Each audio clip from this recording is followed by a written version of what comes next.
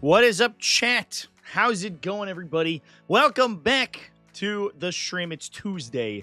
We are becoming tactical today. My voice is still a little hoarse from the Nova Open. I played 9 games of 40k. It was crazy. That's so much 40k, chat. That's too much, in fact. Maybe. No, that's not true. There could never be enough. It is impossible. I live till like 4 a.m. last night. We just like hung out on Twitch, so that was pretty cool too. Welcome in, everyone.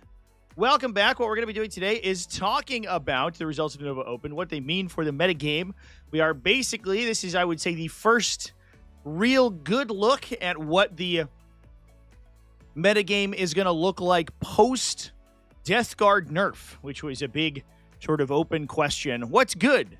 What's good now that the most broken thing to release for a really long time has been toned down?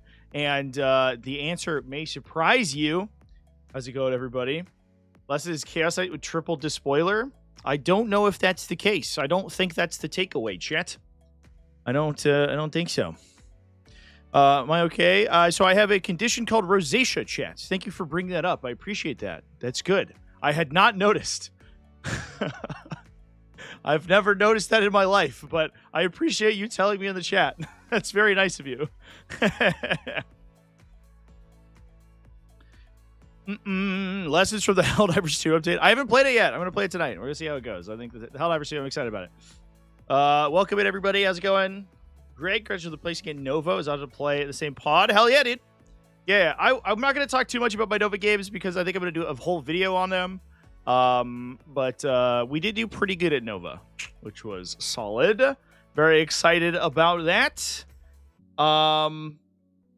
So yeah, I don't know. I think we hop in. I think we just hop in and we rip this Band-Aid off. The big one I want to talk about today, we're getting a 40k and ODST collab. Those are called Tempestus Scions, chat. It's they've been in the game for a while. That's the ODST collab. I think the big takeaway from this event, so this is just a little bit of background for those who might not know. It's a 400-player super major. I think it was originally, it was like 430 slots, 410 registered, ended up with 392 on the day, lost a couple people. There's a streamer tag here. I had never noticed that. That's really cool. Yeah, Warhammer streamed it, which means it was on the Warhammer Twitch channel, if you know, or on YouTube, I guess, too. I mean, if you know, it is what it is. Scary did a good job commentating it, but I know a lot of people don't like the coverage on that channel. That's fair enough.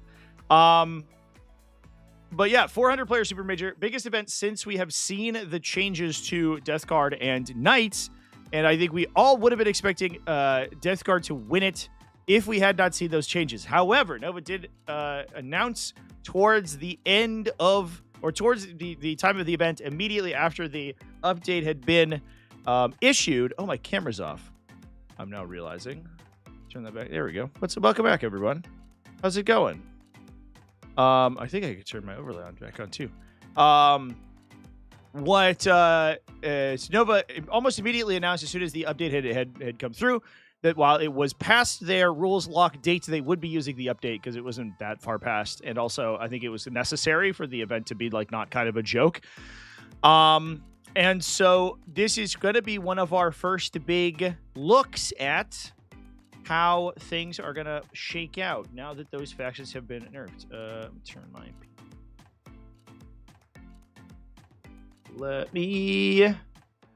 Nice. There it is. Let's go. I had my face camera off last week, but we're here. We're here again. We're here now. So big one. First of all, World Leaders did really well, which is wild. We had World Leaders at 2nd and 4th, which blew my mind. This is Brian Doherty from Red Path, I think. Went 7-1, second place with World Leaders. But the big takeaway, in my opinion, is Aeldari.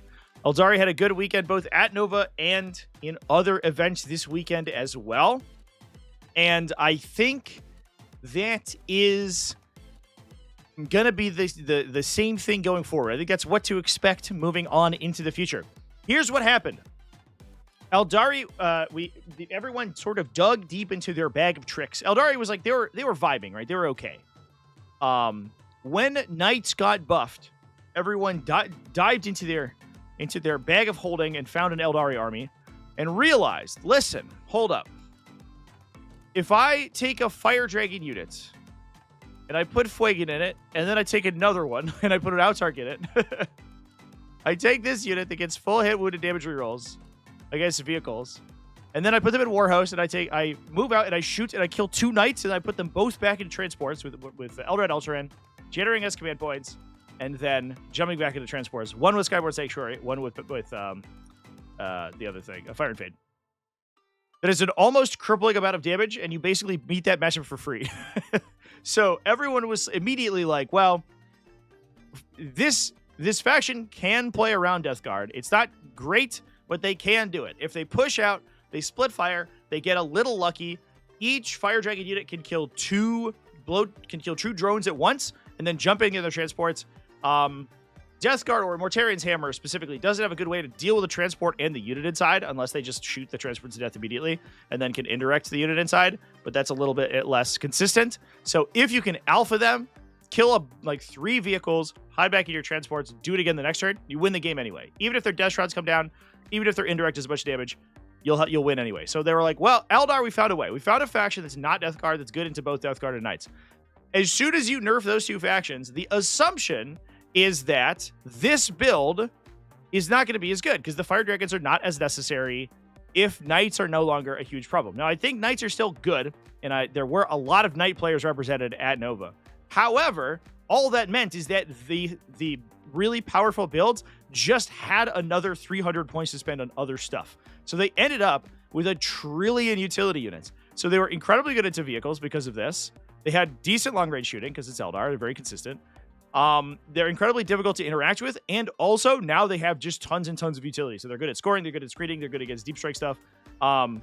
So this faction kind of came out of the woodwork, kind of came out of the gate just being totally fine. They took a faction that was already good, was teched to win the metagame, nerfed all the other stuff in the metagame, and now Eldar's like, okay, I'm still here though, guys. What's up with that? We all expected, myself and I think a lot of other people, Thousand Suns to be the big winner here, because Thousand Suns was, again, it was like at that cusp. It was like the 3rd or 4th place down from where Death Guard were. However, our top placing Thousand Suns is 11th place. Sam Pope went 5-2 or 6-2 drop. Did not play the last round. So that's wild. So I think Eldar is going to be the one to watch. I think that if I was an Eldar player, I would be side-eyeing, especially since at Nova Open, this is an event that is heavily scrutinized by Games Workshop. It's streamed by Games Workshop. Staff is there. Obviously, Folger Piles is the world champion. He's fucking good with it. He can play anything, and it'll be fine. Folger's an incredible player. But you do that under the gaze of Games Workshop, I think it's likely that we will probably see something happen to Eldar. Hopefully it's not too bad, but I think there's probably some units that could increase in their points value with Eldar. Now, that said, the other takeaway that I had was a solid performance from Necrons. Now, Necrons didn't score as highly. Once they got to the players who could deal with them consistently, they started to get knocked out a little bit more. I know Max Burlove, I think, was top of bracket 2 or something. He did really well. Did he make bracket 1? Oh, he did. He took 5th. Yeah, he took the 5th. Look at these scores, chat. Out of 9 games, over half of them were 100-point perfect scores, including 3 games in the top cut, which means he was playing against the top 16 in the tournament. He was locked into playing against the top 16 in the tournament, and 3 of those people he 100-0'd. Or 100, whatever. He scored 100 points against. That's crazy. Josh Campbell also did fairly well with Necrons. And the thing I noticed, and I think this is going to happen once we get to smaller table play, I think Necrons they may open up some counterplay once you get to spooky armies that are really good. Spooky players are really good. They might be able to play around Necrons because Necrons are very stat checky. They're very straightforward. Starshatter Arsenal maybe a little bit less so, but a lot of Necrons is like very, front and center. What I noticed is there was a point at which towards the top of the leaderboards around round 4 or 5, basically the entire top were all Necron players. It was crazy. It was like 5 or 6 Necron players in a row just scoring these huge fucking wins. And I think that as we look at smaller table games, I think that's what's going to start to happen, is that the players who are not prepped for this style of gameplay, we're going to see this faction wildly overperform into those kinds of armies. Because again, that's another faction that basically has nothing's ever happened to it. Nothing bad could ever happen to Necrons. They're invincible. They cannot be vinced. So yeah, I think that's the big stuff. I think now I would like to dive into some lists. 3 Aeldari in top 10. Yeah. I think 2. Peter, Elias, and Folger. I don't think there's another Aeldari. Zach, Point, Prospero did take for top of bracket 2 because I played him in the finals for bracket 2. So they're killing it. They're killing it, absolutely. So yeah, let's talk about some lists here, chat. I just talked about Necrons. I talked about how I think Necrons are going to do well. I think Necrons have consistently done well for the entire season. And again, the general damage output of the game has decreased since 2 weeks ago. And Necrons, obviously, they want to see a lower volume of like medium impact shooting. What they don't want to see is a trillion 2 damage shots, like fucking Chaos Knights with just gadding a million shots downrange. Because that's what can actually get around Canoptic Wraiths, defensive profiles, and that's not what they don't want to see. If you're not ranking that, you're good to go. Necrons are just laughing. They love it. They're super exciting. So yeah, there are 2 separate builds that Necrons ran. Max Burlov, incredible player. He and I talked extensively at the event. He was talking about his games, which is awesome. Running Starshatter Arsenal. It's generally the Starshatter Arsenal list. If you've seen Starshatter Arsenal on stream or whatever, you've probably seen this list because it builds itself, essentially. It's a Catacomb Command Barge with Dread Majesty, so it projects a reroll 1's aura. A Technomancer with Chrono Impedance Fields, which gives -1 damage to a vehicle, probably the Silent King. Usually what you do is you forward with like a random thing and you Chrono Impedance on it, and then you get to mid to late game and you dump every buff on the Silent King and he just runs forward. And suddenly you have this huge, like, basically force multiplier who shoots 2 6-damage gunshots, plus indirect fire, plus a million melee attacks, and he just vibes in the middle of the table. He's a huge OC brick. It's hard to get rid of him, and he just chills for a while. Canoptic Reanimator, so we can heal all that stuff. Spiders. 1 unit of Wraiths with Cryptothralls. There's the Technomancer with the Impedance Fields to go inside that, so they feel no pain. Death Marks for utility. Doomsday Arc, Doomsday Arc, Doomsday Arc. Locust, Ophidians for utility. Triarch Stalker. Triarch Stalker is usually like the, he's like the instigator, because he's a flamer, 2d6 shot flamer, which is great for Overwatch, so you can threaten Overwatch on people. And then he scouts 8 inches and is really hard to kill. 12 wounds with a 4+ save. You put -1 damage on him. He gets all the other Starshatter Arsenal buffs. And he's, for 110 points, he's just wildly difficult to remove. He doesn't do a million damage. He's basically got like a pair of multi-belta, basically. But he's a 3 damage in melee, which is randomly cool. And then he's also just going to hold points down. Also OC4 randomly. So you can actually 5 if you're next to the command barge. So he can just kind of like hold down the mid-board objective, force you to overcommit and to kill him to get rid of that objective, and then Doomsday Arc kill you in response. So he starts the peace trade really cheaply, and then you just basically continue it with Doomsday Arcs until you get to the point your opponent can't kill the Silent King, and then you win the game. Pretty classic, and that's why that list scores 100 points every time. 197 because we didn't drop perfect on tactical. 5 100s, and then a couple games went off the rails. Pretty wild.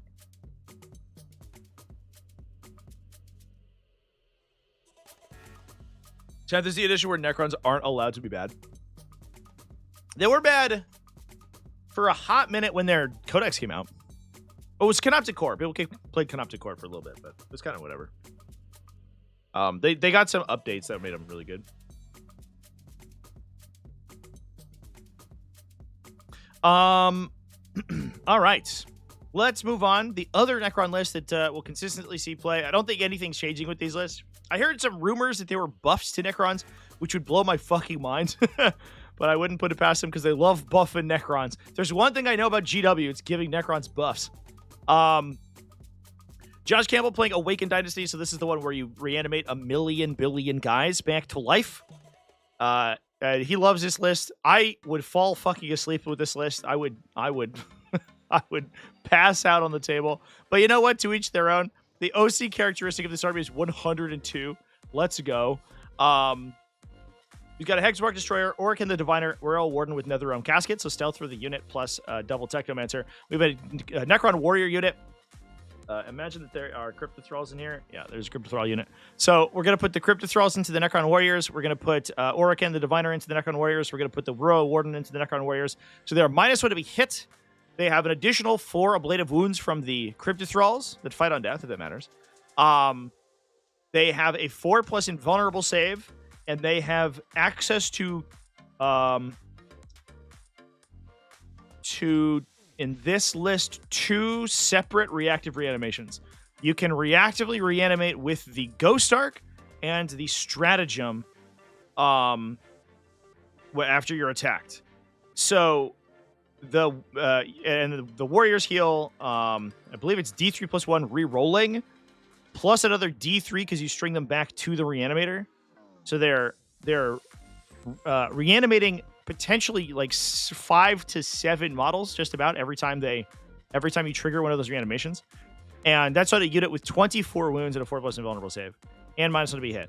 So it's incredibly difficult to kill that. I think Josh told me that one player had managed to actually kill the Necron Warrior brick in all 9 games of Nova. And he said that he still won that game. Fair enough. So you got to overcommit. Otherwise, there are 12 Canoptic Wraiths with Technomancers. We know them and we love them. They have a 4+ invulnerable save plus a 5+ Fatal Pain, and then 3 Doomsday Arcs to sit in the back. Very little finesse in this build. It is an insane tank. 80% of the game cannot kill its way through the front line, and then the Doomsday Arcs will kill you in response. And that's what's going on today over here.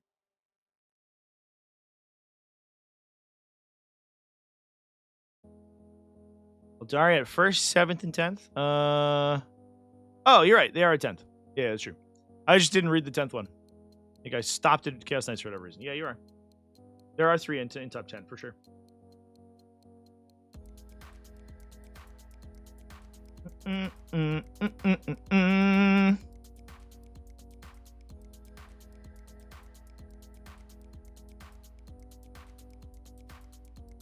They gotta make the Thousand Suns detachment ability allow demons to benefit from the armor roll. Yeah.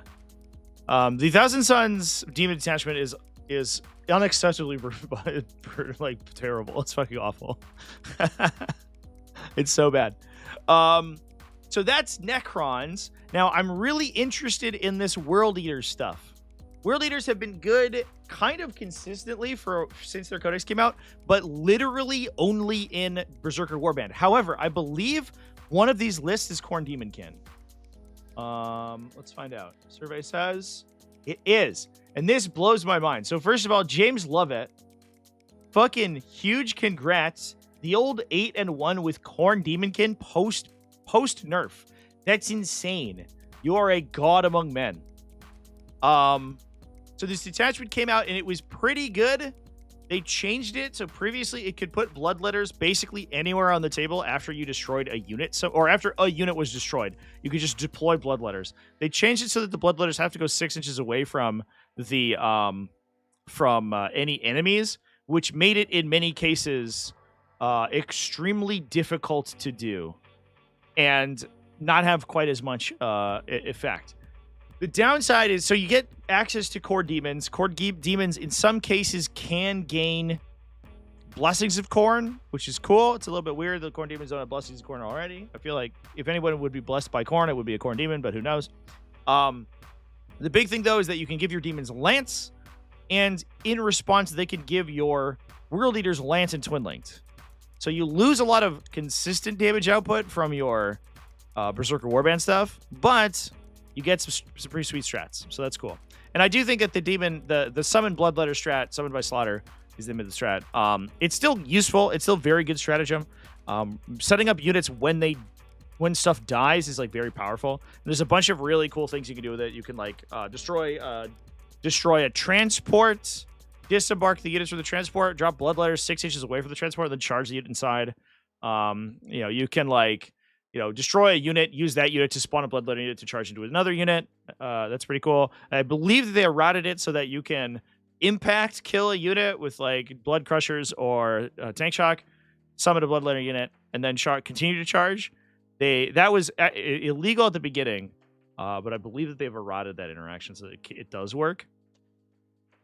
So there's like cool stuff. You lose a unit, you can summon a bloodletter unit to hold the objective they were standing on, so that can be cool too.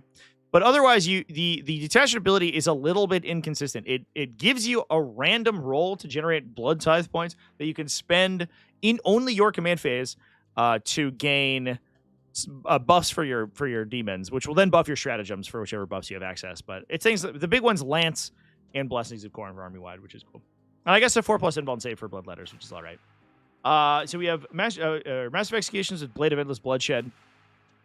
So he gains +1 attack, strength, and damage when you destroy an enemy unit. He automatically gains you a blood tithe point, which is cool. Khorne the Betrayer, who has an interesting interaction where he can generate multiple units of bloodletters. The stratagem does require you to have a bloodletter unit in reserve, so it's not free bloodletters. But it triggers each time a unit's destroyed before it's removed from the battlefield. So Khorne can trigger both that and his respawn ability. So you can lose Khorne, deploy a bloodletter unit, pop Khorne back up, run him in to go do something, lose him, and then use him to deploy the second bloodletter unit. It's kind of funny. It's a little silly.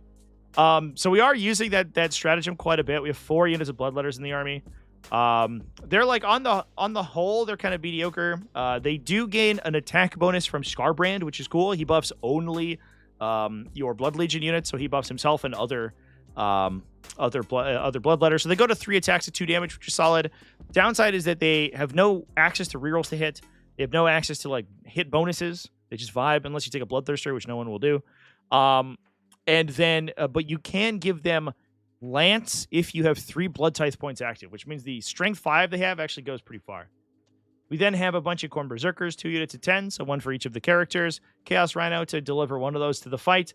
A Blood Crusher unit for just some fast sort of disruption.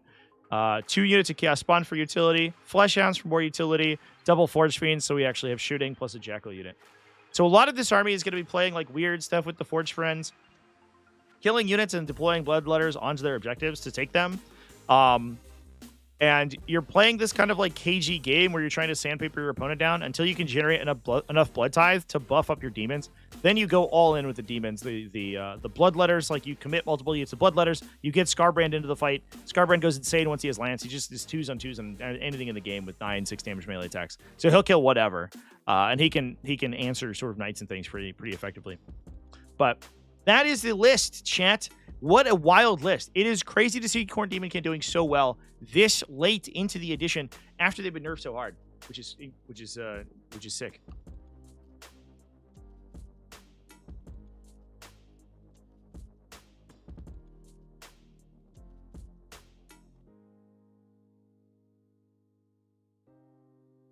Wow, Lord of Change and Kairos in advance of the Thousands Codex. Oh boy.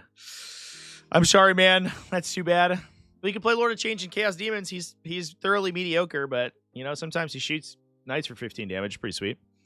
Scarbrand doesn't work in this? Yeah, for sure. Yeah, Scarbrand's crazy. Scarbrand's crazy in this attachment. So that's so Khorne Daemonkin, you have 2 things going for you. You have, or 3, I guess. You have Summon Bloodletters, which is solid. It's a good strat. You have Lance for mostly Berserkers, which is good. Then you also get Scarbrand. Like, getting Scarbrand is basically the detachment ability. Because Scarbrand's incredible. He's a deep striker who advances and charges naturally. He's move 10. He hits. He's one of the hardest hitting units of the entire game, and he's not that expensive.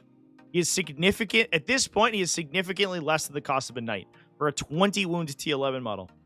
That hits harder than basically any knight sans Canis Rex in melee. So 100% worth the investment for sure. Scarbrand, just good, indeed. For sure, just good. But I think this, I imagine, is a little bit more standard of a list. Yeah, Standard Berzerker Warband, that took 2nd place. Looks like lost in the finals, 64-86. It's a pretty normal Berzerker Warband. It does have Favorite of Khorne on a Demon Prince, which is nice. So it gives you rerolls on your blessings of Khorne, so you get more consistent blessings. Khorne the Betrayer, Lord Invocatus, Master of Executions with Berzerker Glaive, so you hit harder. Double Khorne Berzerkers, so we can get advance and charge on them. We can get max 8 Blood Surge moves. Double Quick Chaos Rhinos, 3 units of Chaos Spawn for utility, 2 units of 8-bound, double Forge Friends, double Jackals for utility. Pretty standard stuff for Berzerker Warband. We've been seeing these lists pop up kind of occasionally every once in a while. Invocatus is interesting, I guess. I'm actually interested to hear whether or not he attaches to a unit. I think Khorne basically always attaches to a unit. Invocatus, I guess he doesn't because he gives his unit Deep Strike. And if we Deep Strike, we couldn't put him in. Well, he can go into 8-bound now. Oh, that's interesting. We could do an 8-bound unit with him. Fascinating. I don't know. That might be something that happens. Because then you get a really good rapid ingress threat. And he pushes the damage output of the unit just high enough that they can kill something. Like 3 8-bound by themselves don't usually kill something, but being able to get them in there by themselves is pretty nice. So I imagine that's what we did. He doesn't Deep Strike innately awkwardly. It is only when he's leading a unit. Oh, that's not true. Just kidding. That's not true. I just misread his data sheet. He definitely can Deep Strike by himself. So he could just play on his own and just scout or Deep Strike wherever. Yeah, depends on the matchup. Pretty good stuff. Yeah, that's cool. Invocatus is a little bit of spice we haven't seen before, so that's nice to see. I'm into it, chat. I like it. I like it a lot. What a time.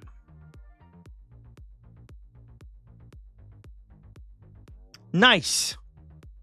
Yeah, he's a horror in the backline. If you can't get to him, I noticed a lot of people were getting kind of complacent on their backlines. People aren't ready for the random ingress off, like the bottom 3 ingress off the back corner that just clips your home objective holder, because he's base OC2, so he'll take an objective from a 1 OC guy, and he has 12 attacks in Berzerker Warband at strength 8, 2 damage. So he will kill 5 random dudes. Like 5 Space Marines are super dead. So if you're holding the backline with an Intercessor squad, he'll just drop the next turn, just mess them up, and then take your home, and then you lose those points for the rest of the game. And he doesn't die easily on the crackback because he's T6 8 wounds. He lost his 2+ save, but it's still pretty good. I like that actually. That's a really cool little piece. I would take a Lord Invocatus if I had one. Good stuff. Good stuff, Chance. For people asking about my games, I'm gonna do a video on my games. We did do very well though. I'll do a whole video. I'll do the rundowns on all of them. Yeah. Spoiler alert: we did well. Yeah, chat. I guess we could talk for a moment. Ooh, some Tau Empire did hot. Make top cut. Let's go. Seth Piper with Adeptus Mechanicus. Zach Hells with Blood Angels. Oh no, Zach had a bad run once he made top cut. That's unfortunate. But that is super tough. He also, they controversially this round, where everyone randomly lost and their tiebreakers got fucked for top cut. Was hidden supplies, or it was supply drop. So if you went second, or if you went first, you just fucking died. And like a lot of people didn't have a great shot at top cut just because of that, which is really unfortunate. Zach, it looks like his strength of schedule was high enough that he did end up hitting it anyway, but unfortunately that meant Blood Angel is not super suited for the metagame at the top here. All right, we did talk about Thousand Suns for a moment. I want to talk about Thousand Suns again. I think there might be some metagame considerations. I don't know. Maybe I have a biased view of Thousand Suns because the last several games that I have that I have both seen and been involved with Thousand Suns have not been particularly competitive. It's not to say that the players in them weren't extremely good, but I have kind of a low view of this faction. It feels to me like it's trying to play Eldar, but doing it really poorly. But so it's like you could just be playing Eldar. I don't know. So here's the deal. It's a Grand Coven. This list is kind of neat. It's funny that, like, I think the classic inclusion is you take the Infernal Master with Arcane Vortex of Ataf, or Eldritch Vortex of Ataf. So it's +1 strength and damage on your psychic weapons. The Infernal Master obviously can damage flip off of a torrent weapon. And if you go into the Devastating Wound Doctrine with Grand Coven, he could flip himself like 4 or 5 sets of Devastating Wounds, so he can hit you for a trillion Devastating. The Tzeentch Demon Prince with Eldritch Vortex is, I think, less common, but I wouldn't be surprised if it actually performs better, because a lot of the lists I've been seeing that have gone undefeated or X1 at events tend to be playing this guy over the Infernal Master. The Infernal Master kind of eats your command points because you sort of have to set up to get a lot of value from him. So you want to set up to get a good Overwatch with him because he has a Devastating Torrent. He has to be in Devastating Doctrine when he comes in to do a bunch of damage. So he requires a lot of work to get value out of. The value is incredible. He will almost always double his points, essentially, in most instances when he drops in on the table. But it does require some legwork to do that. The Demon Prince gives you a really strong backline threat. So he can 6-inch Deep Strike and gives himself sustained D3 when he does that. So he can 6-inch Deep Strike, and then with +1 strength and +1 damage on his ignore cover psychic gun, he can just rip off a utility unit right off the bat. And then you now have a strength 9 4 damage melee threat in your opponent's backline. So he is extremely useful, right? Or he can just start on the table. He can get movement buffed by Magnus and just truck forward a dumpster something. He could give you rituals at odd angles. So that the Winged Demon Prince gives you a lot more reach than you would typically get in Thousand Suns. From there, we have Triple Sorcerer. So these guys they have their once per game, shoot a million times. They're sustained D3 all the time. And then we have a Sorcerer with Unprolific Crystal. We're taking 3 units of Rubric Marines to attach with the Sorcerers. We do have a Scarab called Terminator Brick, which is interesting. Seeing a little bit more of that seeing play. We saw that win at GT last week, and now it's topping Nova Open this week. That's interesting. Plus 3 units of 5 or 6 Zangor, Fatecaster Great Bow, Zangor Lightnings. I think if I was a Thousand Suns player, as much as I have just gone and talked about how I don't think Thousand Suns are all that, I do think that they're still very good. They're certainly top 5 in the game for sure right now. I think the question is whether they're number 1. I don't think that they are, but you can agree. We can agree to disagree. That said, I do think I would expect to see a change to these guys. This unit is criminally undercosted. At what are they? 6 for 80, so they're 15 points per model.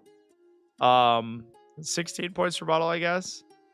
No, closer to 15, almost 14 for a AP2 ignore, or it's strength 5 AP2 ignore cover precision, lethal gun on a move 10 mounted unit with OC2. And a reactive move, wild. It's crazy. So I would be expecting to see this number change going on into the future. And then 2 units of Zangors for utility. So we have a lot of sort of stuff that can come out at interesting angles, right? We have a 6-inch Deep Strike off this guy. Magnus doing Magnus stuff.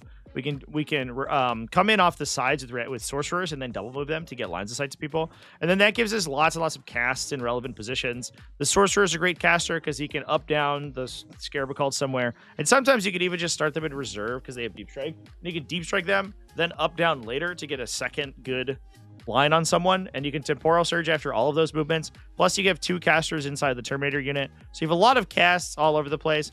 There's no Mutilith Vortex Beast in this list, so the casting is a little less consistent than you would expect. But 90% of the Psychic Rituals are coming out of Magnus in this army. So a lot of times it doesn't matter. But yeah. This is actually a bit of a weirder version of Grand Coven than I think we've seen in a while, because oftentimes we see like 2 to 3 with Vortex Beast just to hold down the midboard. This is much more finessey, which I actually kind of appreciate. I think it's really cool. You can frontline basically with the goats, because these guys scout. These guys are naturally fast and reactive, so it's hard to pin them in melee, and they are just incredibly cheap. They're not hard to kill, but you do have to commit like relevant attacks to kill them. You have to commit Rubric Marine killing attacks to kill them, and every one of them that dies is a Rubric Marine that doesn't. So they eat a lot of the focus from your opponent, and if they don't kill them, they're just going to score a point and then shoot your opponent for like 4 or 5 damage with their guns. Plus, we then have like basically 2 big destructive forces in the Terminators plus Magnus the Red. They're basically similar units in that they're just going to be a big source of damage from on single targets. It should be like 60 to or 110. Yeah, I mean, I could see that. Would it be reasonable for that model? Like 18 points, maybe? They're like 15-ish now.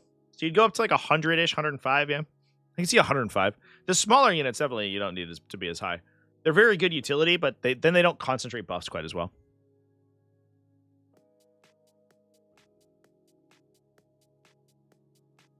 The Winged Demon Prince with 6 Deep Striker and Sustaining D3 is wild, yeah. He's so good. I think people like... I saw a comment at one point, and I kind of like laughed at this person a little bit. I threw some shade at them. I saw a comment that was like, what is this? What is this? Oh, I'm playing, I'm matching against Thousand Suns or whatever. What are they playing? And it was Winged Demon Prince with Eldritch Vortex. They said they don't have Arcane Vortex Infernal Master guy, so the list is bad. I was like, I don't think that's the case, my dude. This list has been well-performing since the Codex came out. I don't think it's necessarily the case to say that any list that doesn't have Arcane Vortex Infernal Master guy is bad. It's just that people are so used to Infernal Master that he's like a powerhouse and everyone knows how to use him. So he's really tough. He does a ton of damage. But the Demon Prince gives you so much more utility. It's crazy. Can you proxy Kairos Fate Weaver as a Demon Prince? No. Kairos Fate Weaver is huge. Demon Princes are little small boys. I would show you my Lord of Change, but he's in my car, I think. They're enormous. Demon Prince, the Lord of Change is like this big. He's a fucking giant. And a Demon Prince is like a little guy. The Demon Prince is the size of a Dreadnought, just about. Make Enlightened Battle Line the Mutant Detachment. That's what we need. More Enlightened. Yeah. I do think that... I think that nerfs to Grand Coven would be more warranted if they found a way to make the army less parasitic. But a lot of the problem right now is, if we wanted to talk a little bit more generally about Thousand Suns, in my opinion, the problem right now is that a lot of the times their damage output's relatively inconsistent if you are not playing Magnus himself, the big man himself, the big man, Magnus man. So you're putting down little spurts of damage, right, with the characters and stuff, but you don't have that much like big, super hefty to shooting that's consistent. Outside of maybe Predator Annihilators is like the one thing I would caveat. Like the Warforged Cabal Predator Annihilator, it's relatively consistent, but it's still a las cannon, so it could flub. It could do 0 damage. Who fucking knows? I have no idea. The other problem is that the army ability is crazy random. And it's a real problem I have, especially when you have armies that play entirely around a unit like this, an ability like this, that's just insanely inconsistent. And unfortunately, that's the case for Grand Coven, or that's the case, for Thousand Suns, basically specifically outside of this list. If you're playing this list, you have Grand Coven, which means you can reroll your Cabals for a command point. So even if you flub your Cabal, your Kabbalistic Ritual, you roll double ones, push it, roll another one, at least you can pay a CP to reroll. So you have a little bit of help there. In addition, Magnus is the most consistent caster, right? He gives you 2 casts at +2. So if he's like the Gilliman to like Marine's Oath of Moment almost. It's like if you're not explicitly building around another chapter, you almost might as well play Gilliman because he literally doubles the effectiveness of your army ability. And that's basically what Magnus the Red does, except Magnus the Red is also a Vindicator that shoots 33 inches. So it's very difficult to consistently get value out of the army ability if you're not playing Magnus. And if you aren't consistently triggering your Kabbalistic rituals, the army is extremely bad. You are playing literally without an army ability. So you're basically forced into Grand Coven already. And I don't know how they fix that without effectively rewriting the Codex. And that was already kind of the problem in the Index as well. Magnus was the biggest generator of Kabbalistic ritual points and also the best recipient of your buffs. And the same is true for Grand Coven.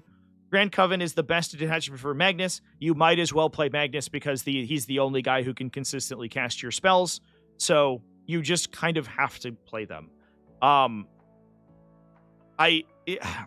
So it's very difficult, and it's created this situation where like I don't know how you can't really improve Grand Coven that much without making it broken, right? And you can't. I don't think you should improve Grand Coven. To be fair, I think Grand Coven's fine. I would not touch Grand Coven, but I don't know how you make it not the only thing for the faction to play. And if you start nerfing the things that are in Grand Coven, you just make the whole faction worse, right? It's not like they can take other things because they're taking most of their data sheets. So it's a weird situation that Thousand Sons are in. I don't know, chat. And they nerfed Ahriman. I know. Yeah, I had a long discussion. So I played that Malachi Fowler, who's a very good Thousand Sons player, over the tournament and at Nova. And we had a discussion where Ahriman should go back to doing what he used to, where he was a very strong utility piece, a very strong like army support piece. We're talking about making him command point generator. I don't know if we should do that. Command point generation is like a huge deal for Thousand Sons. It would be the craziest, strongest thing ever for them. It would make Grand Coven incredible. But like, if he was able to reliably cast your spells, like if he was your warlord, for example, and he got Magnus's like +2 casts at +2, I think suddenly a lot of other builds become very viable. Rather than having to make Magnus be the only guy to cast anything. So, but I don't know. Grand Coven has kind of weak strats. Grand Coven has some of the best strats in the game, I think. At least in terms of, out of Thousand Sons Codex, I think it has some of the best strats. It certainly is. I guess it's like probably hyperbolic to say that they're the best in the game, but they are incredible. The biggest ones being, I mean, they have an OBSEC strat, which is always good.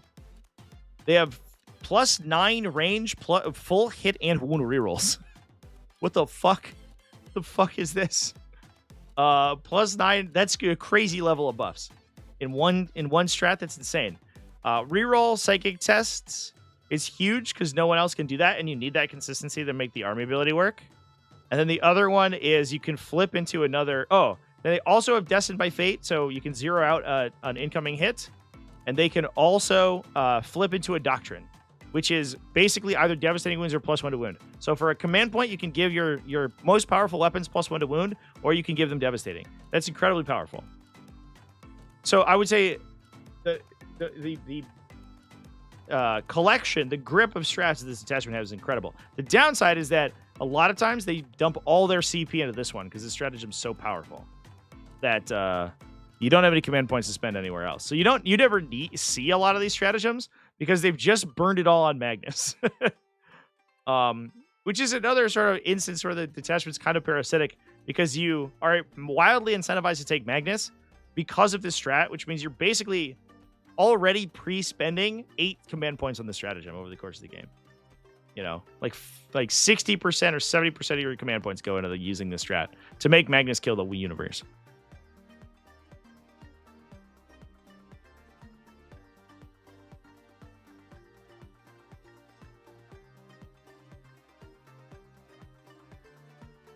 The balance overall has been good, but internal balance has been horrible. Yeah, for some factions, 100% agree. 100% agree. I think internal balance has been really problematic. And I think to some extent too, it's armies that like are struggling to find a way to play, like armies that are. It's like the armies that are the most synergistic with their army ability, or the detachments, I should say, that tend to be the most synergistic with their army ability, are understandably the most widely played, which is just kind of a no-brainer. And then they write a bunch of other detachments, but none of them do the same stuff. So it's like you just never play them. There are some factions that I think have okay, like internal balance. Like we just talked about Necrons. Necrons have 2 to 3 detachments that are all fairly good. I think Chaos Demons actually have 2 to 3 fairly good detachments. Death Guard still, I think, have several good detachments as well. Chaos Space Marines have a bunch of good detachments. Ashmel Tarim sees play at a bunch of different detachments. But yeah, I would say for the most part, they write one detachment that perfectly synergizes with the data sheets and army abilities, and then they write a bunch of other ones. But like, why did we even bother? Might as well just played the first one. Tyranids do they? They have 2. You can play Invasion Fleet, and you can fall asleep at the table, and then want to kill yourself. Or you can play Subterranean Assault, and you can have a lot of fun until you hit something that's higher than Toughness 10, and then you fall asleep and you want to kill yourself. So, I mean, 2 is better than 1, which is like what Sisters have, you know? Like half the factions the game have, so I guess it's fine. Talk about Grey Knight Codex? Yeah, yucky. I don't want to talk about the Grey Knight Codex. Just play the incredibly powerful Grotsmas detachment. It's fine. Instead of their weird AI-generated slop. Should we talk about some Adeptus Mechanicus chat? The most popular one got the Nerf Hammer. Yeah, well, which is good. Like that will increase the play rate of the other detachments, right? I think like Virulent Victorium is like actually kind of sweet. Champions of Contagion is pretty sweet. Like, I don't know. It's okay.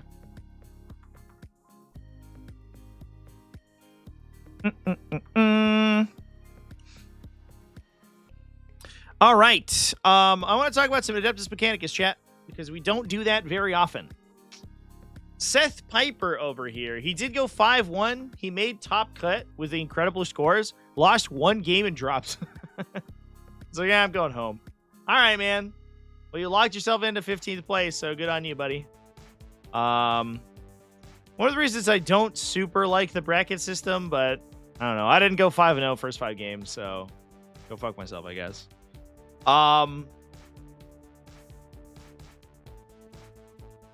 Let's see. I think it's funny that like I'll talk about this in my video, so I won't go too long into this. But what the explicit intention of this system is to incentivize people to play out their remaining 4 rounds, because you can play pre-cut rounds, then you get cut to a bracket and you play 4 games inside the bracket, and you're locked into that bracket in your final placement. So they're like, well, the bracket's like a mini competition. So the explicit intention is that you are to play it as if it's a separate tournament. So you're trying to win that separate tournament. Except what it does do is that people go, oh, I'm locked into, I don't know, let's say top 20%. That's pretty cool. I'm probably not going to get much higher, so I'll just leave. And then they drop, and then they go home. And people who play all their games and go like X and 3 or whatever just get shit on. Because they're stuck at like, you know, they can only get like 120th place because they lost out to a dude who dropped in the previous rounds. So I think it just incentivizes people to drop early. And I'm absolutely not gonna say it's the wrong call to make the top cut and then drop. It just is a feel bad for everyone else. If you don't want to play 40K, you shouldn't be required to play 40K. And if that gives you 15th place, then I mean, even more power to you. But it is a whole thing. And also, he dropped his game and then he left, and Zach Hiltz, who played all his games, still got lower than him. What's up with that? Justice for Zach, chat. Give Zach 15th place.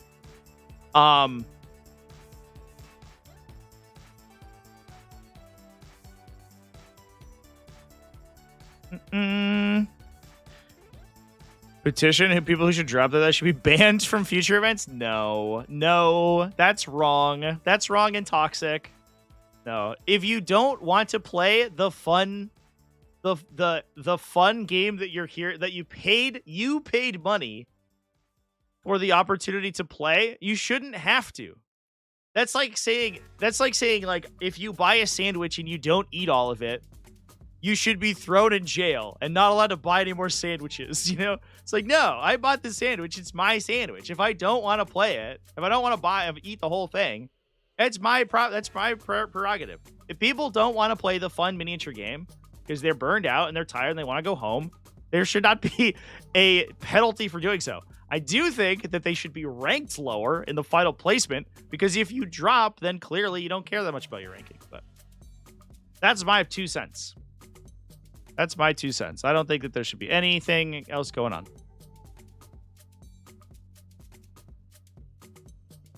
Implement a levers penalty. It negatively affects your elo for a certain amount of time. Whatever. I think I'm mostly salty because the first ever Nova I went to, I lost to best Tyranids to the guy who was like 2 spaces above me because he made the one bracket up and then he dropped immediately and then went home. And I played all my games and I lost to him.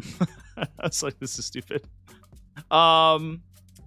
Let's talk about old Seth Piper's Halo Screed Battle Clade. Banned from all future events for 2 years.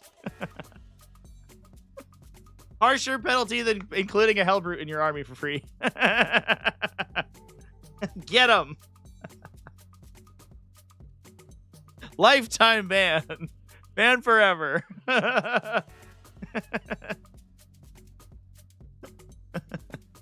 Oh, man. So dumb. Being on the end of the buy is the worst. I agree. But you can also just receive a buy because the event had an uneven number of players, right? Buys are just random. Buys are nobody's fault. Buys are just a thing that happens because sometimes there aren't enough people. I think that large events, I would appreciate if large events had a ringer player who could step in to play buy games, like one of the TOs or something, but I understand if that's not possible. But buys are just like a thing that will naturally happen over the course of gameplay. And it sucks, and it is what it is, but it's just like, for a 1v1 game, you need an even number of people. Sometimes you don't have it, you know? And as someone drops around, they don't know if the rest of the people in the round are going to stay in. It's like a prisoner's dilemma, right? So it's like, if you drop and you create a buy, then that's unfortunate. But if you drop and someone else drops, then you not dropping would also create a buy. So it's like, you can't make that part of your consideration because it's just fucking random. It's just totally out of your control. All right, we're talking about Halo Screed Battleclade. I don't want to talk about this anymore. We're talking about Halo Screed Battleclade. So we're running Belisarius Call, Sidonian Scatros, so just a nice little lone operative friendo to stand on an objective and hanging out some edging. Yeah.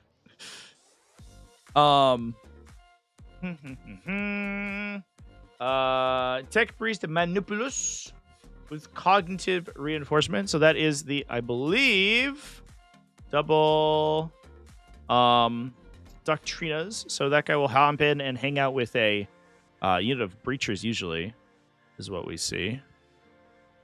That is, in fact, both Conqueror and Doctrina. Doctrine is imperative is active for his unit. plus a Techno-Archaeologist to hang out in the backline. We've got Rangers. We've got Rangers again. We've got Vanguard. We got Vanguard more. Trigger all of our battle line synergies. We have an Iron Strider Ballistari unit with Cognus Las cannons to shoot some pew-pew guns. There's the big Cataphrone Breacher unit. So they're going to gain +1 to hit in both fighting and in melee. You can buff them with +2 move, which is sick. They gain assault because they have the Conqueror Doctrina, and you can Halo Screed them to advance and charge, so they can advance, shoot, and charge all at once. So once they have all the Doctrinas alive, they go kind of crazy, which is good because it's a 400-point unit, so you really do need it. We have Cerberus Raiders, Sicarian Infiltrators, and then Manipulus also, I think, gives them lethals. They gain rerolls while they're near battle line units, so they'll always gain rerolls, especially if our old mate Belisarius Call is there. He can turn on his battle line aura, and then they have lethal hits from Galvanic Field. So they can do some pretty solid work, even if you're not a vehicle. If you are a vehicle, though, they're shooting heavy arc rifles, so they're going to mess you up. We have Cerberus Raiders for utility, Sicarian Infiltrators 2x for utility, Rust Stalkers, 5 Rust Stalkers times 3. That's interesting. So these are entirely disruption pieces. So they're just bouncing onto objectives to clear objective holders. You're using them to trade for objectives, essentially. They have 1 trillion melee attacks. I think they're 5 devastating melee attacks each. But the big thing is that you can give them advance and charge or +2 movement, and then they have +2 to advance and charge when they're near your battle line. So they go super fast. So they, if you flip into Conqueror Doctrina, which I don't know if you'll do because there are disintegrators here, so I don't know if you often want to do that. These guys are... I'm just going to pull up their melee profile. Yeah, they're 5 attacks, hitting on 3s, strength 5, AP 1, precision, devastating. So you would get 25 total attacks. The Primus is or the Princeps, excuse me, is anti-infantry devastating as well. So he is significantly better against like medium infantry and stuff. So those guys should knock like 5 random idiots and then take the objective from you. And you have 3 of those. We have Sidonian Dragoons, so more frontline and disruption. Also anti-walker, so good night answer too. Plus a Scorpius Disintegrator with a Ferromite Cannon, so some backline shooting. So mostly just 1 million units. It's mostly just, it's one big brick of guys. The Cataphrone Breacher brick, which is going to like vibe with Call and wander around the table and blow stuff up. And then everything else is a tiny unit of men that's running around. 2 Dragoons, 1 Dragoon, 1 Dragoon, 5 Rust Stalkers, 5 Infiltrators, 3 Cerberus Raiders, 10 battle line guys. Just running everywhere. So it's going to fill the board with utility. It's an infinite utility. Utility everywhere.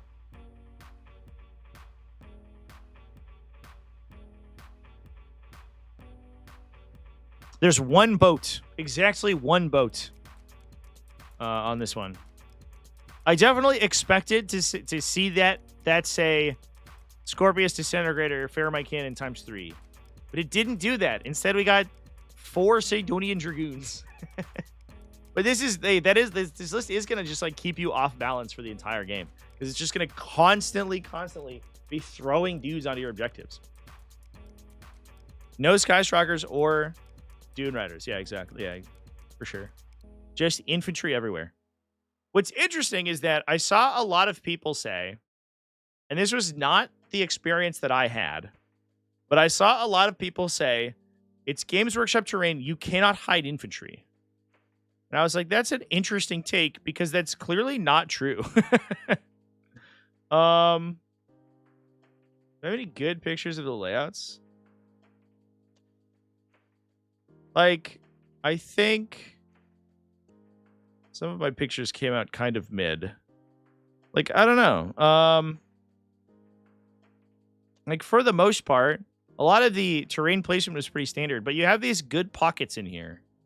But the only way your opponent gets line to you is if they're literally like basically in your deployment zone. They're like here.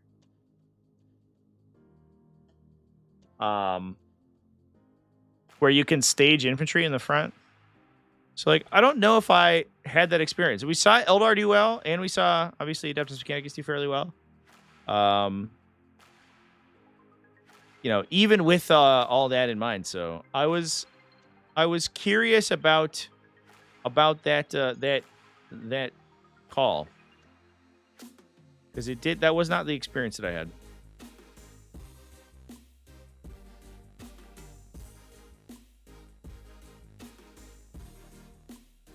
Yeah, just because it's like the general perception is that the CA 2025 terrain layouts are not hyper like defensive. Here's a good example of what I mean.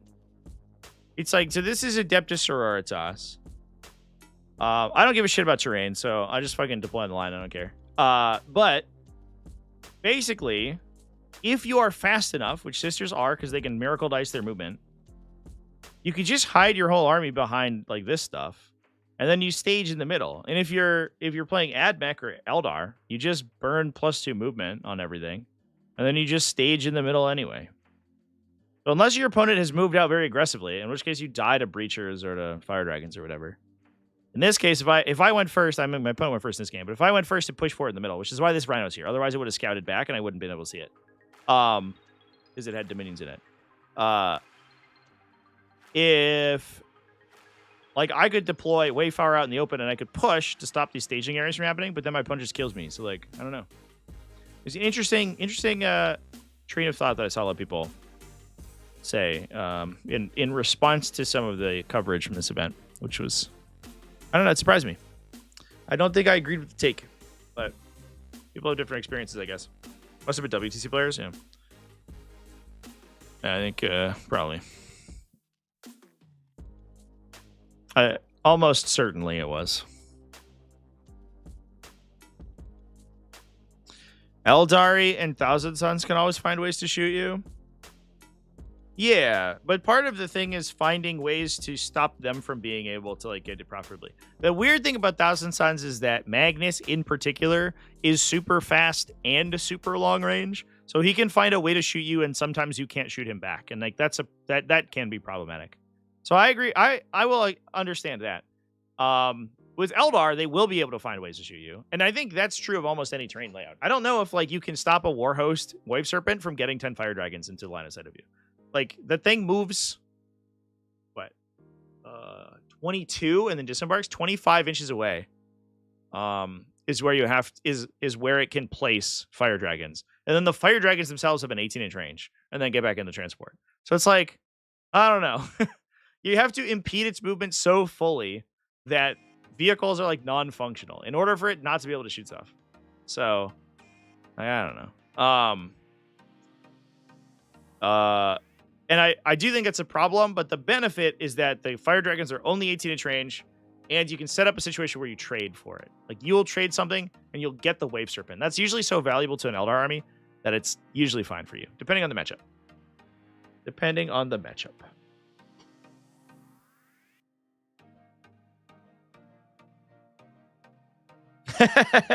And see Conrad over here just posting from the replay account.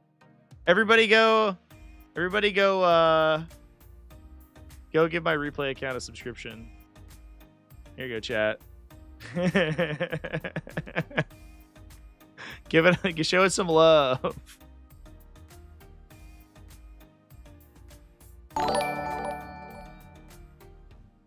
Ryan G donated $5 through Super Chat.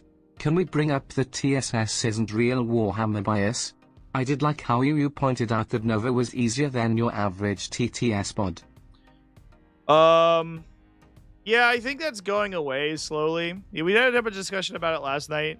But I did feel that my practice games for this event were generally either as difficult or more difficult than my games at the actual event. I had a couple games that were very hard and that were super close, but that was definitely in the minority. So it was interesting was interesting to experience IRL gameplay at a super major, at like super major levels, right? And towards the upper end of the bracket. I wasn't playing in bracket 1, where all the WTC players, like the WTC team members are, and the professional coaches. But I was with a bunch of people who were 1 game away from bracket 1. And at one point, I think I posted in the Discord, I was like, here's little old me, and then 5 people who had won GTs in the last like 2 months.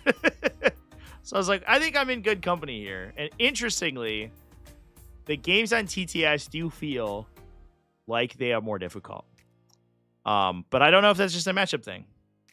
But it was interesting. It was an interesting sort of takeaway. I was expecting to have like 9 absolute fucking barn burners where my opponents were like pushing my shit in. And then for the most part, that wasn't the case. But I don't know.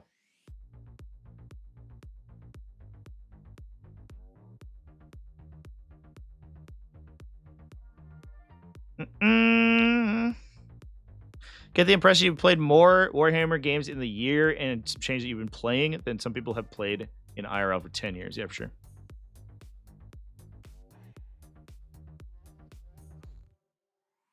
What do I think about Votann? How are they going? So new Votann has not been legal yet in any event, as far as I know. So we have no data on new Votann yet. That next week, I think, is going to be the time where we start talking about how Votann's doing. If I had more time, actually, maybe we'll do it tomorrow. I would have gone through and taken down some Votann lists on small tables. I might live stream tomorrow. I was gonna do a like a different show tomorrow, but we could just do a Votann day and talk about Votann. I think that's probably what we're gonna do because we haven't talked about them yet. But Nova did not use the new rules. It's kind of annoying because they've been live since the update happened, so at least 2 weeks. And they've been spoiled for a week since before then, right? So we've had 3 weeks and we're just like twiddling our thumbs waiting for event results. Please, sir, somebody figure out how the new Votann works. I want to know. I want to see Ironkid Steeljack devastating people to death. I want to see the first time somebody gets caught out by the weird fucking precision crest rule where they dump 10 mortal wounds on your character because you didn't put them out of line of sight.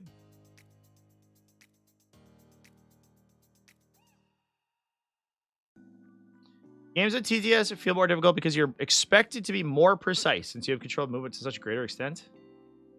I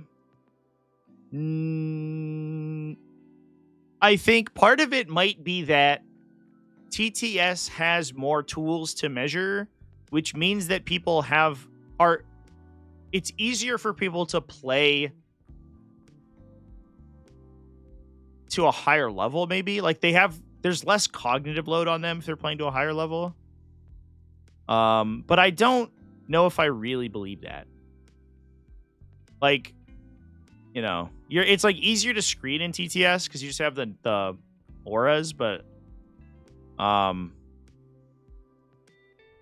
like if you weren't gonna like turn the auras on in TTS, like you wouldn't be measuring your screen in IRL, you know what I mean?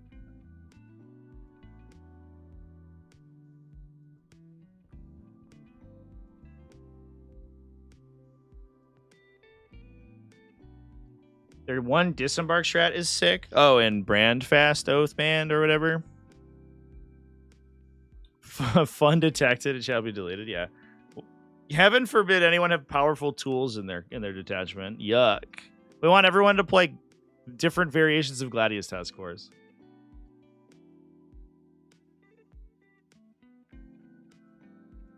If Spain, well, I'll do a whole stream on Votann, and then I'll take a peek at that event. Was that the La Vaz Open? I actually didn't notice.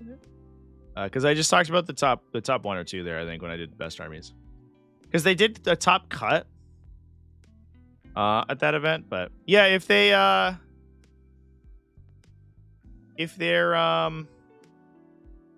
used it, then I'll take down some results for sure. Love first see it. Chaos Space Marines get a Gladiator Task Force clone. Maybe 10 detachments is enough. Well, like, Pax Bound is supposed to be the GTF clone, right? Because you have, like, advance and do stuff and rerolls the wound, but they spread it all out to different chaos marks to the point where it's, like, not quite as powerful.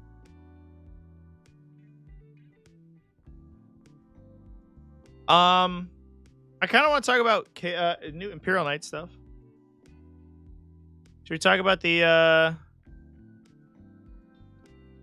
new Imperial Knights things? Oh, I clicked on the first Imperial Knight link on Warhammer Community, and it was a thing about their new Joy toy.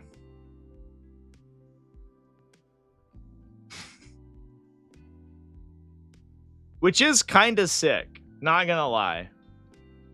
Big fuck off knight guy. It feels like so superfluous to me though, because it's like you can already have a big fuck off knight miniature, but now you can buy an even bigger fuck off knight miniature, which is the same thing but just sized up. Which, like, I don't know, makes me laugh. Look how big he is. He's so big.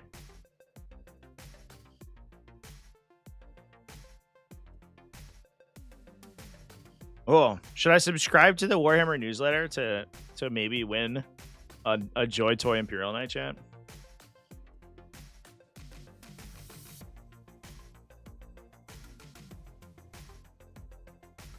But there's new Knight spoilers that I think I want to talk about. Oh shit, did they talk about Athan Shan as well? Oh, these guys are fucked. How do you not notice this, by the way?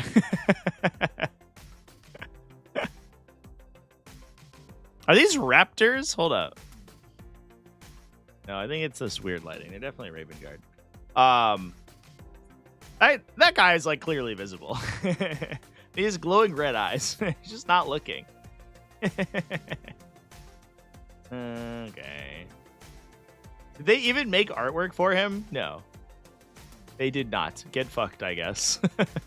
They put Caven Shrike artwork in the article about Athan Shan. That's funny. Alright, where's the knight thing? Imperial Knight detachments. Did they talk about their army rule? Oh shit! Is Space Marine 2 getting a mutt-mutt? That's cool.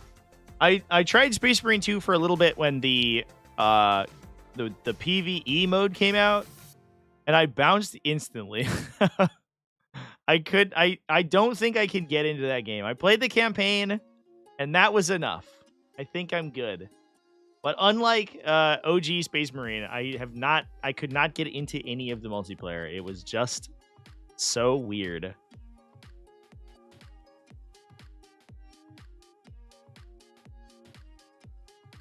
I'm excited for this new Raven Guard stuff to come out. I would love to see a new Raven Guard detachment that's really cool and fun. I think that would be neat. All right, here we go.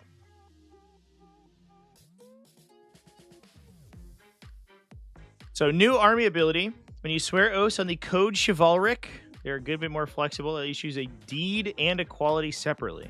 Oh, okay. So you get the bonus is not attached to the thing you're trying to do. You also get one extra option for each. If you randomly determine your oath, you get full 3 command point reward when it's fulfilled.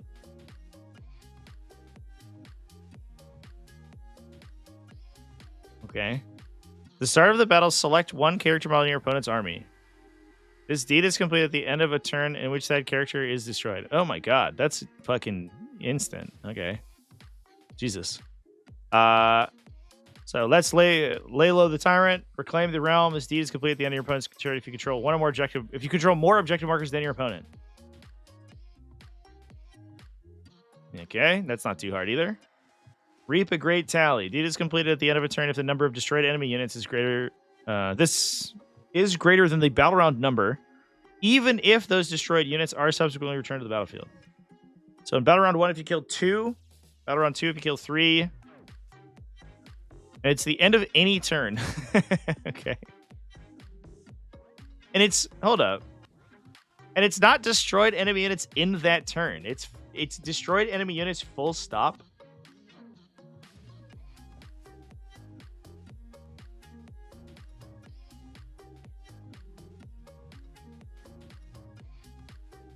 That's insane. Okay. That's so easy. What the fuck are these?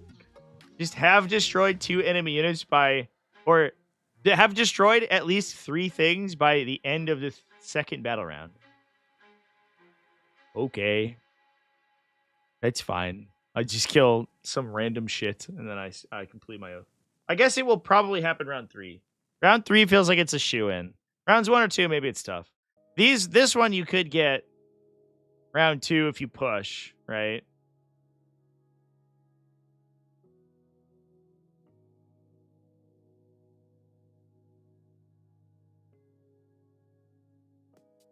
End of your opponent's turn if you control more objective markers. You're incentivized to like take like Agents of the Imperium. Are there Agents of the Imperium with Infiltrate? Calidus Assassins, right? Then you can control 2. But I guess then if your opponent doesn't get to a second one on turn 1, they're in a bad way anyway. Qualities. The one you'll always choose. Each time you select a shoot or fight, roll 1 hit roll and 1 run roll. Okay. Cool. Eager for the challenge. +2 the model's move characteristic. +1 to advance and charge. Jesus Christ. Improve OC by 1 and its leadership characteristic by 1. Or excuse me, OC by 2, leadership by 1. So you go back to OC 8 armatures. Yuck. But I think you'll likely always choose this one. Although this one's very good. But I think this is the one that everyone chooses and is going to be like, all right, here I go. I'm going to be so fast. And then they get in and they're like, I forgot how shitty this army feels without baked in fucking 2 CP worth of rerolls. Detachment rule. The start of your turn, if your current oath is fulfilled, determine an additional oath as described on page 74. The exception, you cannot select a deed or quality you've already selected. If you cannot determine an additional oath because you've already selected each deed and each quality, do not determine. Okay. You've already won. If you've already won the game and pushed your opponent's shit in, you're good to go. Qualities from OC you have fulfilled continue to apply when all of your models to all of your models with the Coach of Valor ability. When the deed for an additional oath is completed, you instead gain 1 CP, regardless of how you selected the deed or quality. That's really good. When does this happen? At the start of your turn. So you can select like this one or this one, and then like, and then do it. And then see how many units are destroyed. And if you've destroyed more, you just do this one and it completes immediately. So then you just get 2 fucking qualities. Oh, boy. That's nuts. Okay. I'm a little worried about this army. Although, in fairness, it's not going to have Feel No Pain army-wide, probably. So that's probably okay. Knight Gallant with Penitent of Silvered Fury. Gains sustained hits 2. Okay. Okay. The enhancement is expended until the end of the phase.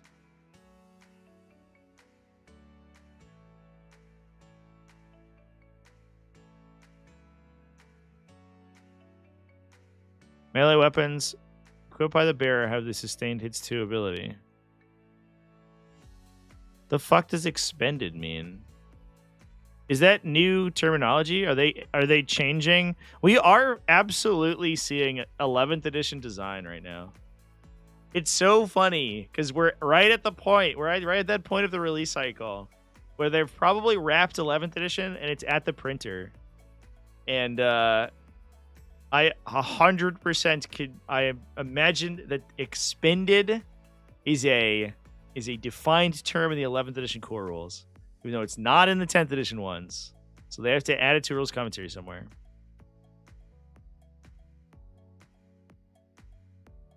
It's called expended because you can refresh the charges? Oh, does it say that anywhere?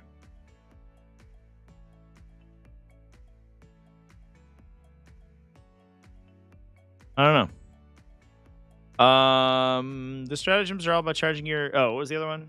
So sustained hits 2 randomly. Herald of Triumph. When the bearer ends a charge move, it can use the enhancement. If it does, it's expended. Each enemy unit with engagement range will take a battle shock test at -1. Okay.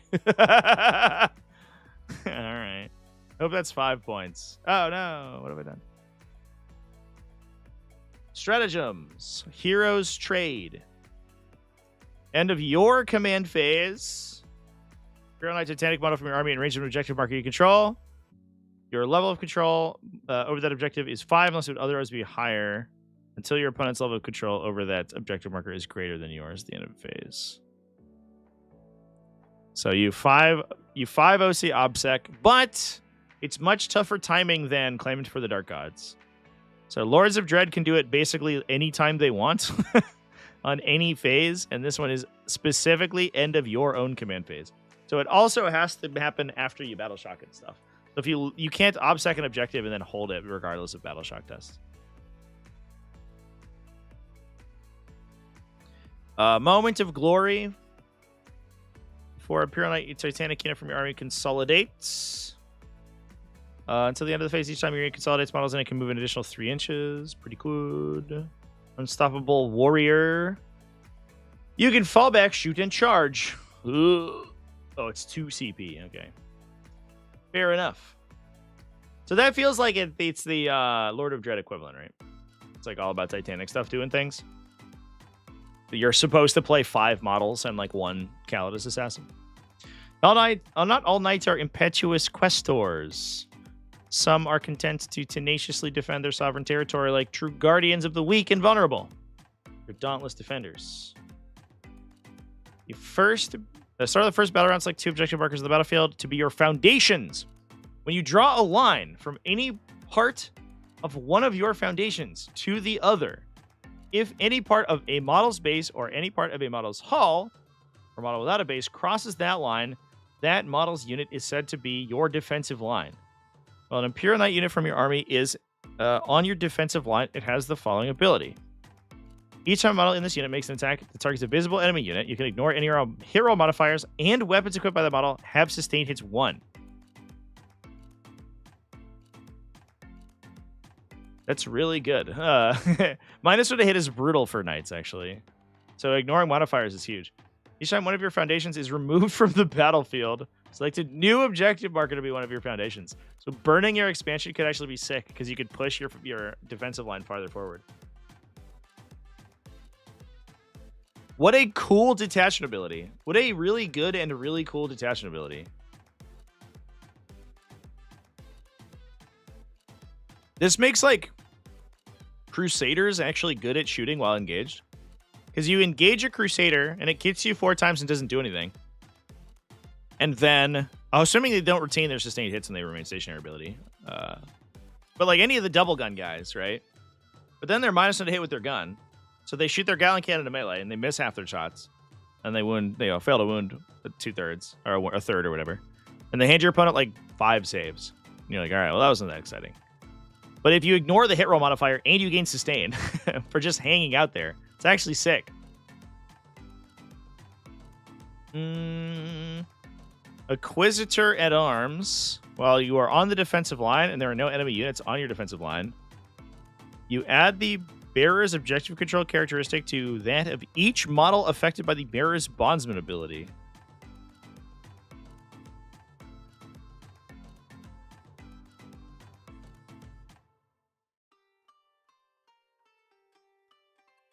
While there are no enemy units on your defensive line. So your opponent, you essentially can never tow their expansion objective and take it. You have to get farther in to then remove it's be like an OC 16 armature at that point. That seems niche, but maybe good. Vengeful Tread, you get tank shock for 0. Very nice. Yoon can target the bearer with tank shock. Lancebreaker gives you transhuman in the fight phase. For an Imperial Knight that is on your defensive line. I'm a little worried about this because these are all defensive line oriented. And it feels to me...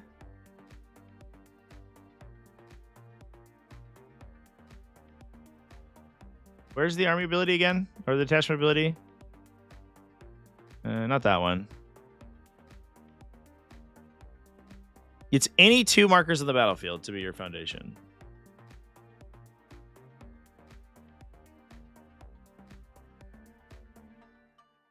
So you could choose...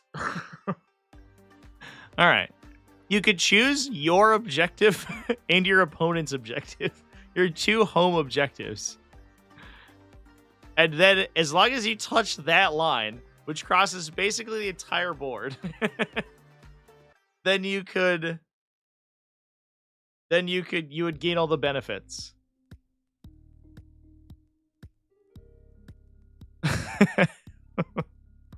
Which is probably certainly what's going to happen, right? That's almost certainly how that's going to play out. Because I'm worried if you choose like 2 expansion objectives, then you just push off of them immediately.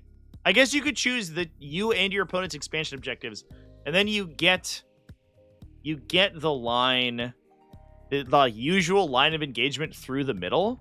Maybe that's the way.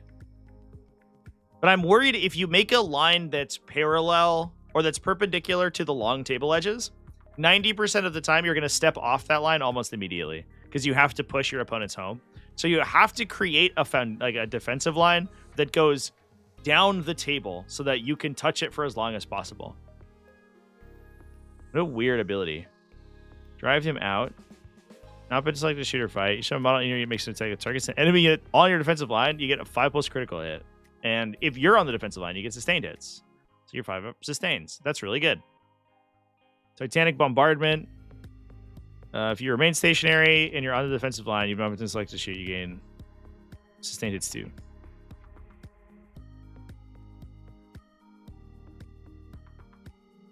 So we could double tap, get sustained hits 2 on critical 5s for 2 CP.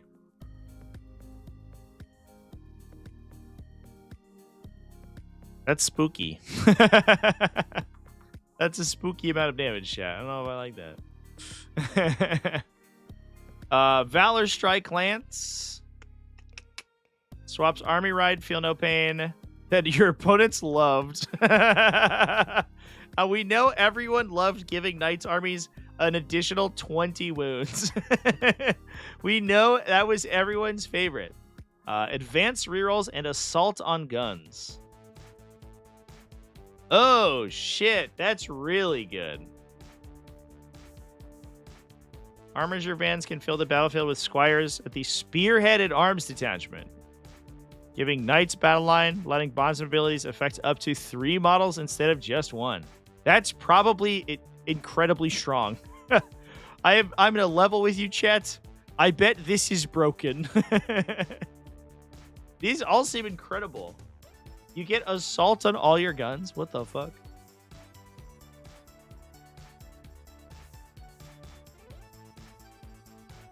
Glad they don't dual-wield Gatling cannons. Yeah, for sure. Does the Crusader have any weapon option that is not blast besides the cannon, but besides the Gatling cannon?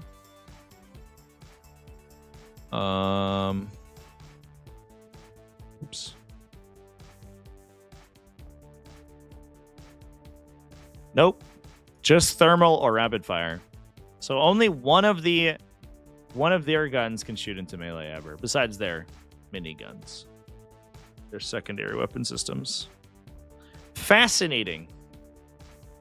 That's fascinating, chat. I'm fascinated. 3 model bondsman sounds nuts. Yeah, because already I think 2 big, like 6 or 7 armigers is probably meta. I imagine that there's just like enormous Titanic nerfs coming to Canis Rex. That's the scuttlebutt, right? But if like none of the bondsman abilities change that much, you could get like a Cerastus Lancer giving 3 things advance and charge, which is like kind of whatever, I guess. The Night Warden gives -1 damage. That one's sick. What's the other one? The Castigator, which is like sustain hits and +1 AP. Oh, I looked up Castigator and I got the Sisters Castigator. Cerastus Knight Castigator. Yeah, sustained hits and +1 AP on So you could have like Castigator plus Warden, and then all your Warglaves are -1 damage, and all of your Helverins are +1 AP. The downside is that all of your shooting is bolt cannons, I think, at that point. But maybe that's fine.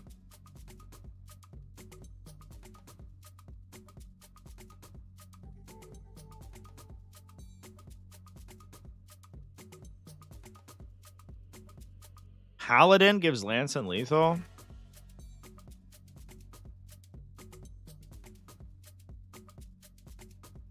What does he get?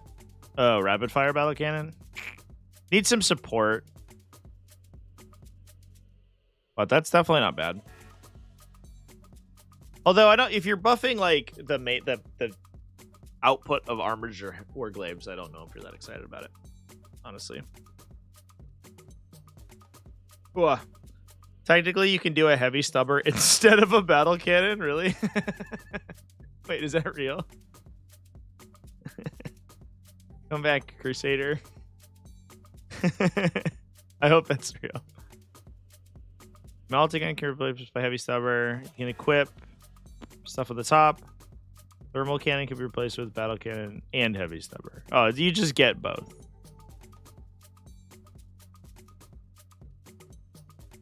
Well, this stuff sounds really good, chat. I'm excited to see data sheets because I think that's the killer, right?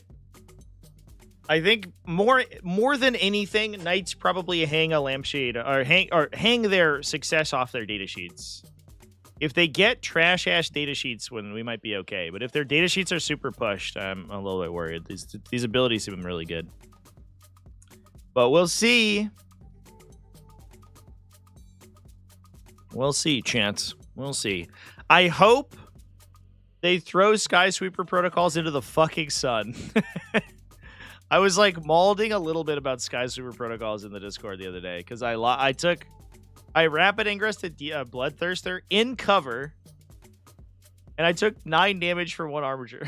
I was like, this is so fucking stupid. It's basically 3s into 2s full rerolls. Just because I happen to fly. Even though the fly doesn't do anything for me 90% of the time. I just get fucked by this one matchup in particular. It's very annoying. If it was anti-fly 4, that would be fine. It was +1 to wound. Okay, that's fine. But +3 to wound is like, what the fuck? Why does it work this way? It's so stupid. So I hope that ability gets fucking thrown into the trash. We'll see. We'll see, chat. All right, it sounds like I'm going to be live tomorrow. I think we'll probably call it there. Talk about some Space Marine stuff, I guess. I guess they're doing customization for Chaos Marines now. Cool. The thing that should have been in the game from day one, but they didn't do it for whatever reason. Sick. Sounds good. Oh, shit. Twin Link Fire Blasters. Let's go. A little bit of Raven Guard tie-in to go with the new Raven Guard guy. Sweet. Well, Death Watch action with a Xenophase Blade. Nice. Combi weapons. Whoa. Chaos Spawn coming as an enemy. This all looks good, chat. I'm honestly surprised. Oh, yeah, and then Muty. I'm unironically surprised that this game is receiving so much post-launch content. Because it feels like, I don't know. It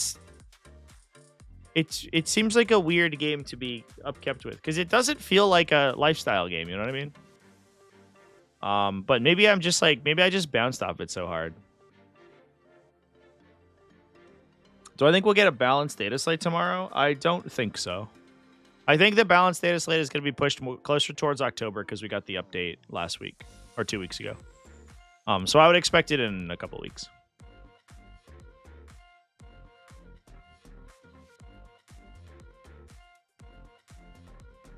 Surprised people still play it actively? Yeah. Yeah, I think the multiplayer was so disappointing for me.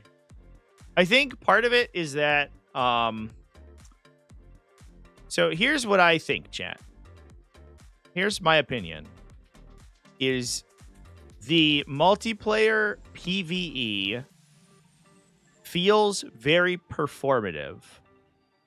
Like, it feels like you're on a carnival, like, dark ride, or a amusement park dark ride, where the game goes like, okay, now it's time for the big bad enemy to come out. Now everybody scream. Oh, it's a hive tyrant. Whoa. All right, now keep your arms and legs inside the ride while we go to fight the hive tyrant. And then the ride moves around a little bit, and you're like, whoa, this is so crazy. And then it's over, and you're like, wow, I have experienced that. Now, if I were to do it again, I would have an identical experience. And so, like, it doesn't feel to me, which is unfortunate because they put so much effort. Like, look at this effort. This is effort right here. They put so much effort into all of these PvE experiences. But that's what they are. They're experiences. They're not, like, replayable. And so once you've done it, you're like, why would I do it again? I don't know. So the highly replayable one is PvP, which they put literally no thought into. And it feels like shit. So it's like the only reason I would come back would be to play this mode, which they spent 10 minutes on at 4:35 on a Friday, and they banged out like 3 game modes, all of which are boring and really small, super small team sizes, where as soon as one team gets ahead, it immediately snowballs. So it's like, okay, well, I don't care about this. And once I play this one time, I'm done. So, like, why would I go back? I don't know. Maybe it's just not for me. I think it needed a Helldivers thing, like a procedurally generated experience where it had a lot of emergent gameplay. But it was all like super like over designed set pieces, I guess. And yeah, I don't know.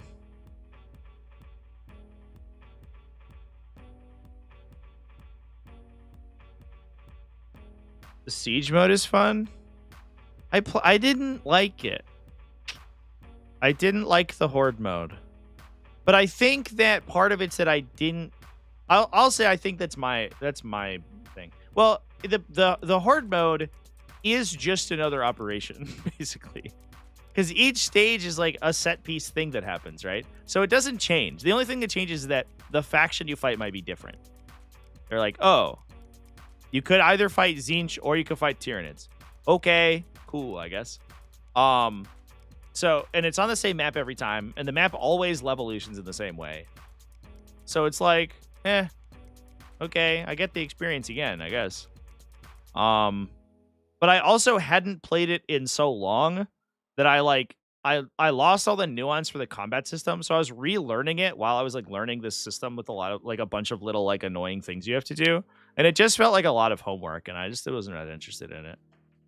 I think the combat system isn't that great also. I will say that. I don't think that the core combat gameplay for PvE, where you have to do, it's like a timing rhythm game. It's like, I don't know.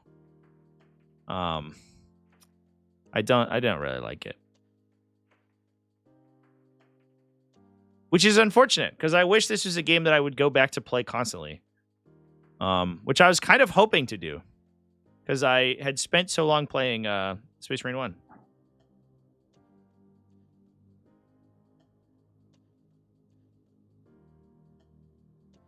The Gloom update is insane. Yeah, I'm going to play it tonight for Helldivers. You know, I haven't played anything Helldivers since any of the new stuff came out.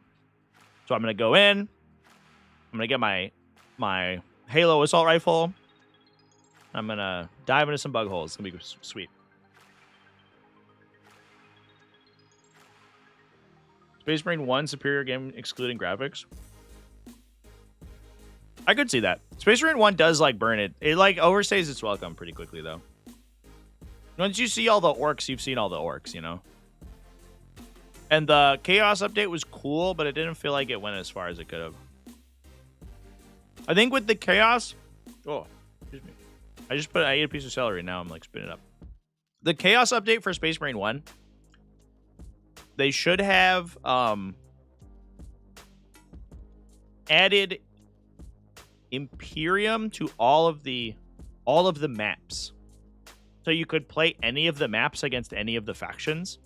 I think that would have been sick. And if they added more inter-faction interaction where the factions are fighting each other, those are the coolest parts of that game, where you're like a third party in an already ongoing conflict. That's really cool. And I wish they did more of that.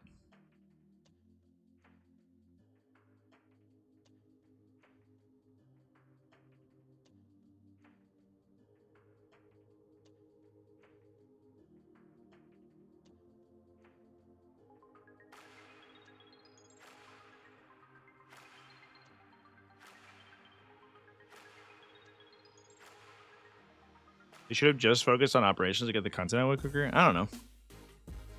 I think if they'd released like a 12v12 multiplayer mode. Well, first of all, why the fuck is this game fucking 3 versus 3? That's so dumb. For 3-party teams. Every gaming group I've ever been a part of is 4 people. So you're like immediately cut out. I remember we tried to go back to it and we were immediately like, oh, fuck. One person has to sit out and watch every round because there's not enough people in the party, and like just vibe and like go work on fucking homework or whatever. So that was insane, especially considering Space Marine 1 had 4-player parties. So like why they cut to 3 players is so stupid. That actually might have been the biggest issue. But then they used that to design all of the multiplayer aspects as well. So all the games were really small, where it's like 6 people per team at most, but usually it's like 3 or 4. And then if you lose one person, the game immediately is over. If one person drops, instantly your team loses every fight. So it's like, cool, that's stupid. They need to put more time into multiplayer. I think multiplayer had a lot of potential and they just kind of befucked it.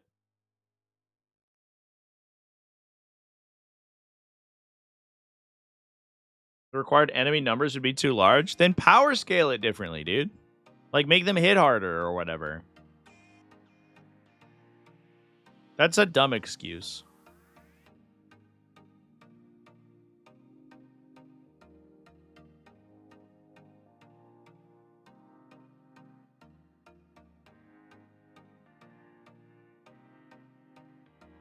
All right, chat. I think I'm going to hop off. We are so far off topic. PvP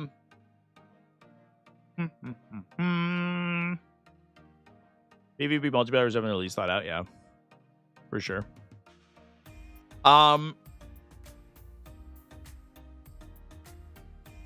Anyway, folks, I think I'm just gonna hop off and go work on some videos.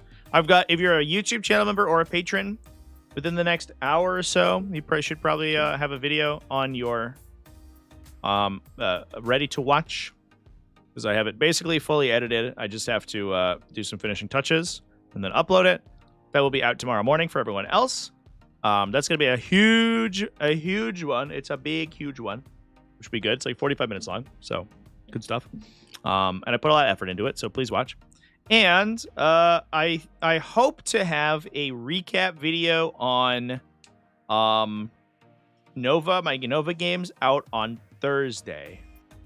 I think it's going to be a long one, so we'll see. 9 games at 40k. I'm going to do what I can to condense it so it's not super long, but I'll talk about my list. I'll talk about how I did. I'll talk about what I played against. And all that information will be there. So otherwise, I'm live on Twitch tomorrow evening, and I am and I'll be live. We'll talk about Votan tomorrow. So that'll be what goes on. So anyway, folks, cheers, everyone. I'll see you in the next one. Keep it classy. Have happy wargaming. And I'll see you tomorrow.